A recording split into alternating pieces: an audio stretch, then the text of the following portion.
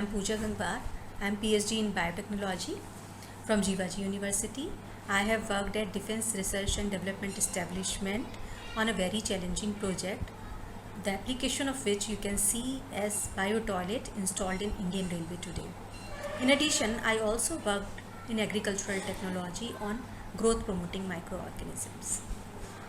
At present, I run two non-for-profit organizations, one in agriculture and the second in education. In agriculture, we work in soil health improvement, which consequently helps in improvement of crop productivity while saving our environment. In education, we improve the quality of education by introduction of innovative techniques for brain development. This work aims at bringing the change in mindset of society. Today I have taken a topic, viruses. I believe that our country is flooded with many rumors and disbeliefs while the world is evidencing the pandemic caused by a viral strain COVID-19. Every one of us today knows about the place it started from. That's right, it is Wuhan in China. I know that we all wants to overcome this lockdown situation as soon as possible. So before describing the viruses, I will discuss briefly a little bit about it. And I have categorized the topic in few subheadings and I will take one by one each.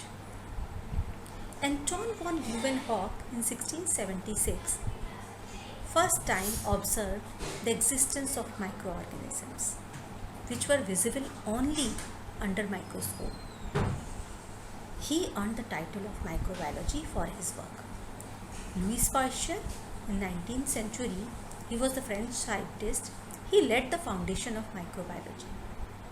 By the beginning of 20th century, it was believed that most of the diseases in humans are caused by bacteria. Later on, Louis Pasteur, during the inspection of rabies in dogs, first time observed the existence of pathogens which were smaller than bacteria. Scientist Ivanovsky named them viruses, and scientist Riesering gave the term contagium vivum fluidum, means living contagious fluid. That is, contagious means that are causative agent for human diseases. So what are these viruses? This is the structure of a virus. It shows the central part of the virus is made up of viral genome, which is either DNA or RNA. DNA can be single-stranded or double-stranded. Similarly, the RNA can also be single-stranded and double-stranded. But both the nucleic acid cannot be present together. Either it can be DNA or RNA. This viral genome is covered with protein. And some viruses have envelope and some don't have envelope. The viruses which have envelope the envelope is exactly similar to the same cell membrane present in human cells. And these envelope have embedded proteins. These proteins has the antigenic properties. Here are the structures of some viruses. This is bacteriophage. This is the most popular one, coronavirus. And here are two viruses shown in the picture. One don't have envelope and the another, this is enveloped virus. We study viruses under the branch of biology, virology. And W.M. Stanley, he was the first scientist who isolate and crystallize tobacco mosaic virus from the tobacco leaves. And for his work, he awarded Nobel Prize in 1935. The size of viruses lies between 20 nanometer to 350 nanometer. The smallest virus is as big as the largest protein present in human being, hemocyanin. And the largest virus is as small as the smallest bacteria, mycoplasma. Virus can be of different shape, rod, filaments, spherical, and helical. Some viruses are enveloped, some are non-enveloped. And the composition of virus, is mainly made up of nucleic acid, that is RNA or DNA, which comprise 6%, and 94% of the viruses is made up of proteins. So viruses are simply nucleoprotein particles. Here I want to mention that protein is the most abundant biomacromolecule present in human cell.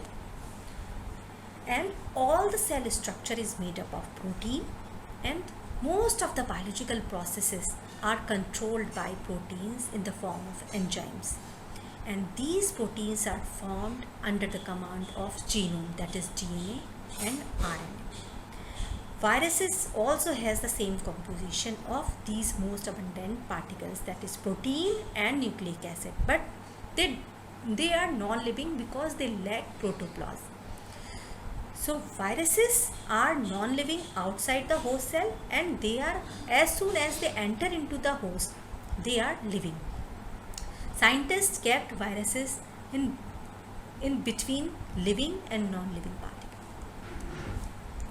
Viruses can be classified on the basis of whom they infect. The viruses which infect only animals are animal viruses, and the viruses which infect plants are plant viruses. And the third category are viruses of bacteria, that is bacteriophages. Viruses utilize two cycles for its multiplication.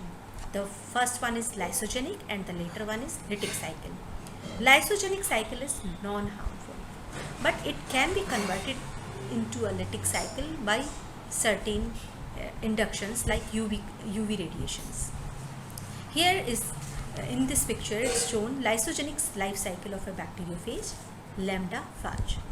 So the first step of this cycle is, first the bacteriophage attaches to the bacterial cell. This is called adsorption. And the second, it penetrates the viral DNA into the bacterial cell, leaving the empty protein coat outside. While the entering this viral DNA, it incorporates into the bacterial DNA, and this stage is called prophase. During this phase, the viral DNA is inactive and start multiplying as the bacterial DNA multiplies. But as soon as this cell comes under the contact of UV radiation, the viral genome separated from the bacterial genome and it start making its own copies. When they made their enough copies, there is lysis of bacterial cell and release of phage particles. Now these phage particles are ready to infect the whole bacterial cell.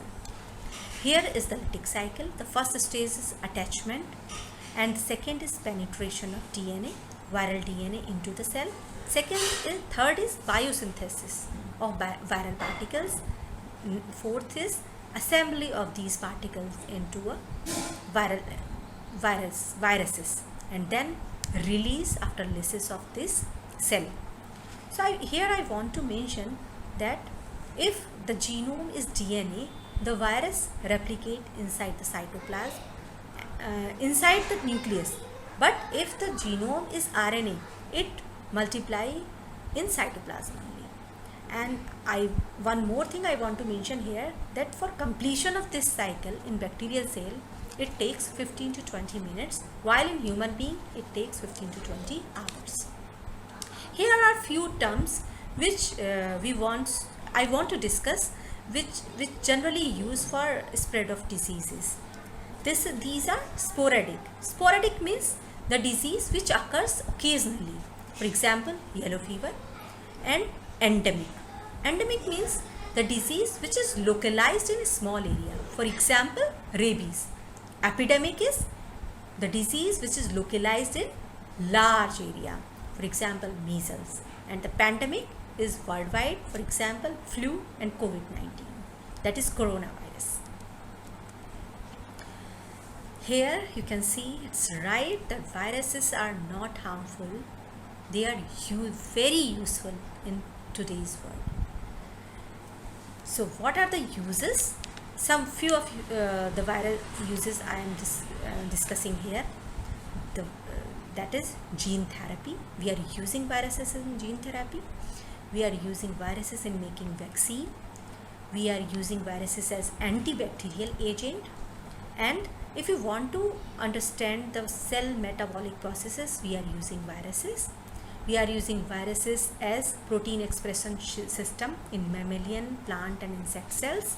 And if you want to produce a certain peptide or protein in large scale, we are using viruses in industry also.